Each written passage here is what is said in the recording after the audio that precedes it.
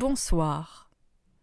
Vous est-il déjà arrivé de faire un rêve tellement réaliste que vous aviez du mal à savoir si c'était seulement un rêve ou la réalité, ou alors de vivre des moments dans votre vie de tous les jours et avoir cette sensation étrange de l'avoir déjà vécu? C'est précisément ce genre de situation que vivent certains personnages dans les chroniques de minuit. Bienvenue à vous, voyageurs de la nuit. Installez-vous confortablement. Préparez-vous pour un voyage au cœur de l'imaginaire et du monde des rêves. Je vais vous raconter l'histoire de Mustapha Zahari.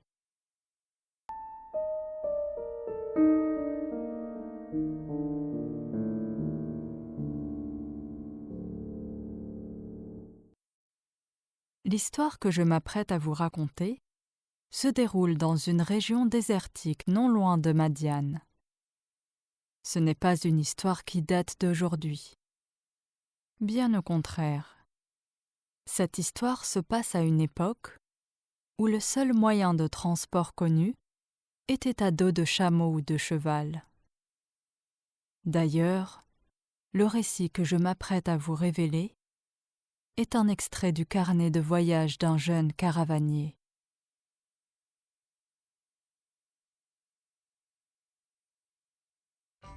Mustapha avait depuis peu été engagé comme caravanier par un commerçant de Madiane. Il allait faire partie d'une caravane qui allait transporter des épices, tissus et autres marchandises.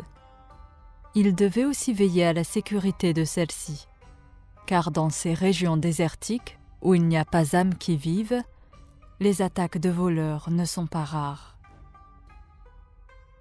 La caravane comptait 17 chameaux, chargés de tout un tas de vivres et de marchandises. Faire partie d'une caravane est un travail éprouvant. Mais le jeune Mustapha était très heureux de rejoindre la caravane.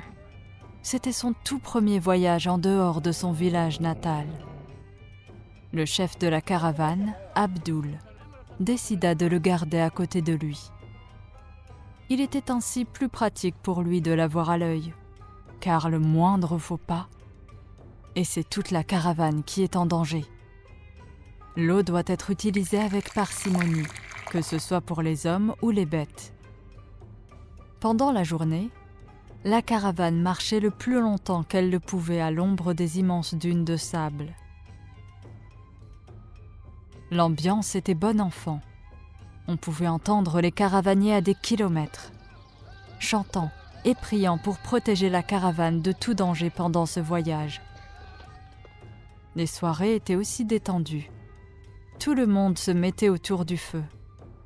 Chacun prenait la parole pour raconter une histoire, discuter d'un parcours de vie insolite, partager ses rêves, mais aussi raconter les légendes locales et autres histoires effrayantes sur le désert. Ce soir, plus particulièrement, ils décidèrent d'effrayer la dernière recrue de la caravane, Mustapha, en lui racontant une légende du coin. Les anciens disent que toute cette région désertique est peuplée de djinns. Ils sont tout autour et observent de loin. Le désert est leur royaume. On dit que certains peuvent être aperçus. Ils se déplacent sous forme de petites tornades de sable pour passer inaperçus. Le désert est leur territoire. Ils tolèrent le passage des caravaniers et autres voyageurs, mais attention à ne pas les provoquer. Celui qui essayera en payera le prix fort. Le jeune adolescent donnait l'impression de ne pas être effrayé par ces histoires. Mais intérieurement, il n'en menait pas large. Au moment de se coucher, il jeta un regard tout autour de lui, juste par mesure de sécurité. Puis, les hommes se regroupèrent pour faire leurs invocations protectrices de la nuit, demandant à leur seigneur de les protéger pendant leur court sommeil. Le lendemain, les hommes se levèrent à l'aube pour éviter la chaleur écrasante de la journée. Aujourd'hui, c'était au tour de Mustapha de fermer la marche de la caravane. Et la tâche était importante. Il fallait être vigilant et observer la moindre approche suspecte. Dans cette partie du désert, la prudence était de mise, car il pouvait y avoir des attaques de bandits. Il fallait donc être aux aguets et prévenir l'ensemble de la caravane en cas de potentiel danger. Jusque-là, la chaleur était tout juste supportable. Mais le soleil commençait à taper de plus en plus fort. Le jeune Mustapha prit sa tâche très au sérieux. Il ne cessait d'observer et de scruter les alentours du passage de la caravane. C'est alors que quelque chose attira son attention. Il se retourna et aperçut une petite tornade de sable en formation. La tornade se formait, tourbillonnait, puis s'arrêtait, et de nouveau, elle tournait de plus belle et s'arrêtait. Elle semblait suivre la caravane. Les idées se bousculaient dans la tête du jeune homme. S'agissait-il d'un phénomène naturel ? Ou était-ce précisément ce que ses compagnons de route lui avaient décrit ? Confus et ne sachant pas s'il devait prévenir quelqu'un, une idée qui sur l'instant lui sembla pertinente lui traversa l'esprit. Il sortit un petit poignard de sa ceinture et le lança tout droit dans la tornade. Et là, l'impensable se produit.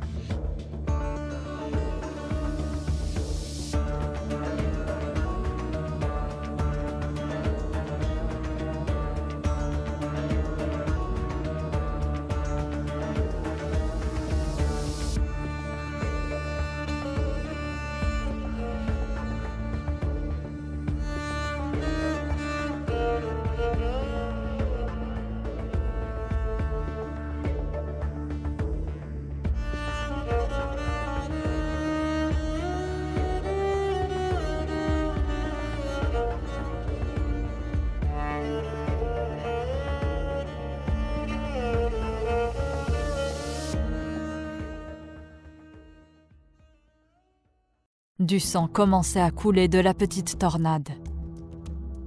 Le jeune Mustapha recula de surprise, si bien qu'il en fut déstabilisé et tomba de sa monture. Ses yeux restèrent fixés sur ce spectacle qui dépassait toute raison. La tornade de sable qui saignait toujours semblait perdue sur place et n'avançait plus du tout. Le jeune garçon se hissa rapidement sur sa monture. Quant à la tornade de sable, elle s'éloignait de plus en plus, jusqu'à se confondre avec le désert. Mustapha se rendit compte qu'il avait commis une terrible erreur et éprouva aussitôt des remords. Il n'en parla pas immédiatement aux autres, par peur des répercussions que cela pouvait avoir. Mais il ne pouvait garder ce secret pour lui. La sécurité de la caravane en dépendait. La caravane s'arrêta au soleil couchant. Les hommes s'entraidaient pour préparer le campement du soir. C'est alors qu'une immense bourrasque de vent arriva, rendant la tâche plus difficile.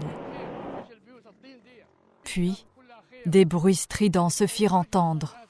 Les hommes de la caravane, d'ordinaire stoïques, commençaient à s'inquiéter. Malgré leurs nombreux voyages, ils n'avaient jamais entendu ce genre de bruit. Et pour couronner le tout, une tempête de sable déferla sur le campement. Tant bien que mal, le groupe parvint à se mettre à l'abri. C'est alors que le jeune adolescent décida d'avouer sa faute. L'un des chefs de la caravane était très en colère. Il avait pourtant bien dit à Mustapha que les djinns peuplaient les grandes étendues désertiques et que jamais, au grand jamais, il ne fallait ni les provoquer ni les attaquer. Un autre membre de la caravane essaya de tempérer la situation. Puis, il récita une invocation protectrice. Aussitôt, la tempête recula hors des limites du camp, jusqu'à 3 ou 4 rangées de dunes. C'était très étrange. C'était comme s'il y avait un cercle protecteur tout autour d'eux. Au moment où ils allaient se coucher, un des hommes glissa sous son oreiller un petit sabre en argent massif. Selon la légende, l'argent protégerait des mauvais esprits. La tension était palpable. Le jeune adolescent avait enfreint la règle la plus élémentaire en vigueur dans le désert. Nul ne savait comment réparer cette erreur. Le chef de la caravane se tourna vers le jeune Mustapha. Il lui dit qu'il était fort déçu de son comportement et qu'il devait assumer les conséquences de ses actes. C'était à lui de trouver une solution pour réparer son erreur.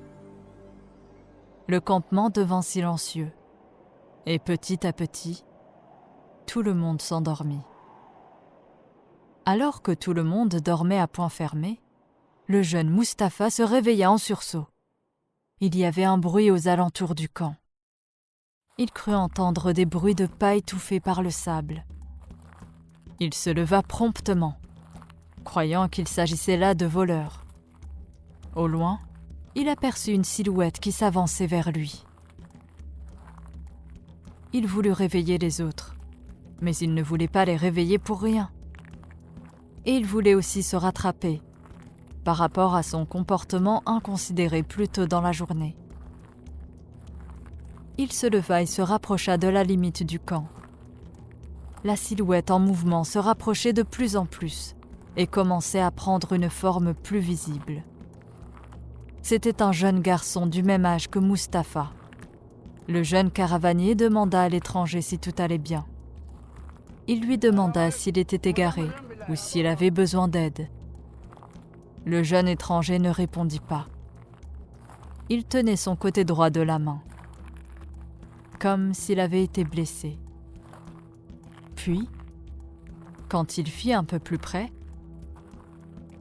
mais sans franchir la limite du camp, le jeune garçon posa une simple question à Mustapha. Il lui demanda pourquoi lui avait-il lancé son poignard. Son sang ne fit qu'un tour. Un peu sonné au début, il fit le lien rapidement. Tétanisé, il ne semblait pas trouver les mots justes pour répondre. Il voulait se tourner pour prévenir les autres, mais il ne pouvait pas. Sa respiration s'accéléra. Il finit néanmoins par retrouver son calme. Il avait commis une faute. C'était à lui de la réparer. Il répondit en disant qu'il ne savait pas qu'il y avait quelqu'un dans la tornade. Il s'excusa de nombreuses reprises, avec la plus grande des sincérités. Il en avait même les larmes aux yeux. L'autre adolescent hésita un instant. Puis il accepta les excuses de Mustapha. Il ajouta qu'il avait de la chance que sa blessure guérisse rapidement. Il poursuivit en ajoutant qu'il avait également de la chance, qu'il était croyant, tout comme le jeune Mustapha, car d'autres se seraient vengés sans aucune hésitation ni pitié. Puis, il lui confia qu'il avait enfreint la loi sacrée qui dit que jamais les djinns ne doivent entrer en contact avec des humains. Et la raison pour laquelle il avait enfreint cette loi était pour confronter Mustapha et lui demander pourquoi il voulait lui faire du mal. Mais après avoir discuté avec lui, il comprit que tout cela n'était que de l'ignorance. Il termina en disant « Sache que moi, ma famille et ma tribu, Nous peuplons ce désert depuis plus d'années que tu saurais en compter. Maintenant, je m'en vais, mais ton devoir à présent est de respecter l'endroit qui t'entoure. Même si tu ne peux pas le voir, il y a un autre monde qui dépasse ta compréhension. » Son regard s'illumina comme deux diamants qui scintillaient dans la nuit. En s'éloignant, Mustapha aperçut au loin les parents du jeune. Ils avaient aussi forme humaine. Puis, tous s'évaporèrent dans la nuit glaciale du désert.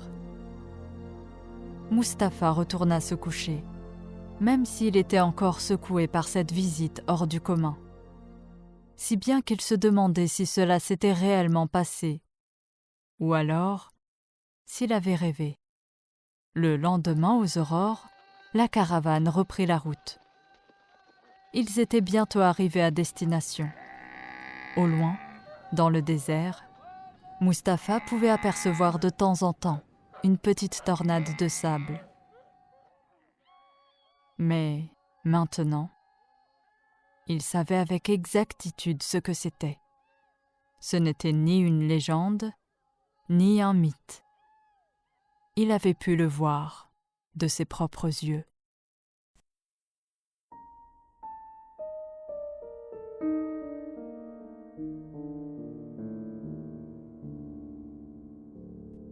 Merci d'avoir suivi cet épisode. Si vous avez apprécié la vidéo, n'hésitez pas à mettre un pouce bleu et à vous abonner. Quant à moi, je vous dis à bientôt pour un nouvel épisode des Chroniques de minuit.